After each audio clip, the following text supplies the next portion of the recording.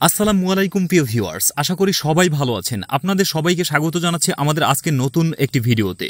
মহার্ঘ ভাতা বা বিশেষ প্রজ্ঞাপনের পর সরকারি চাকরিজীবীদের দাবি ছিল যে বিশেষ প্রণোদনা পুনর্বিবেচনা করা এবং এ বিষয়ে উপদেষ্টা পরিষদের বৈঠকের পর আজ সংশোধিত বিশেষ প্রণোদনার প্রজ্ঞাপন জারি করা হয়।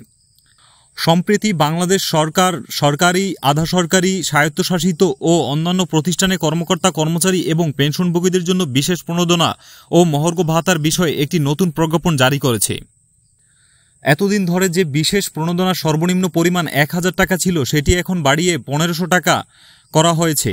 হ্যাঁ, ঠিকই শুনেছেন, সরকার কর্তৃক জারিকৃত নতুন প্রজ্ঞাপন অনুযায়ী বিশেষ সুবিধা হিসেবে কর্মকর্তা কর্মচারীরা ন্যূনতম ১৫০০ টাকা এবং পেনশনভোগীরা ন্যূনতম ৭৫০ টাকা পাবেন। এটি নিঃসন্দেহে একটি বিশাল সুখবর।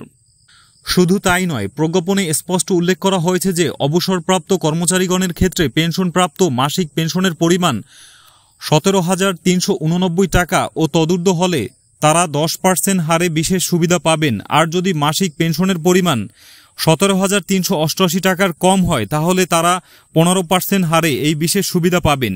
এই সিদ্ধান্ত কার্যকর হবে ১ জুলাই ২০২৫ তারিখ থেকে, অর্থাৎ আগামী মাসের বেতন এবং পেনশনের সাথে আপনারা এই বর্ধিত সুবিধা উপভোগ করতে পারবেন।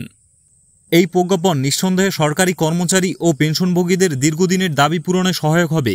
এটি সরকারের একটি সময়োপযোগী এবং জনবান্ধব উদ্যোগ, যা অর্থনৈতিক চাপ মোকাবিলায় কর্মীদের সহায়তা করবে। এই বর্ধিত মহার্ঘ ভাতা এবং বিশেষ প্রণোদনা তাদের জীবনযাত্রার মান উন্নয়নে গুরুত্বপূর্ণ ভূমিকা পালন করবে বলে আশা করা যায়। আজকের ভিডিওটি এখানেই শেষ করছি। আশা করি আপনারা এই তথ্য পেয়ে উপকৃত হয়েছেন। এই ধরনের আরও গুরুত্বপূর্ণ আপডেট পেতে আমাদের চ্যানেলটি সাবস্ক্রাইব করে রাখুন এবং বেল আইকনটি টিপতে ভুলবেন না, যাতে কোনো খবর আপনার মিস না হয়। আপনার মতামত কমেন্ট বক্সে জানাতে পারেন। সবাই ভালো থাকবেন, সুস্থ থাকবেন। দেখা হবে পরের ভিডিওতে। আল্লাহ হাফেজ।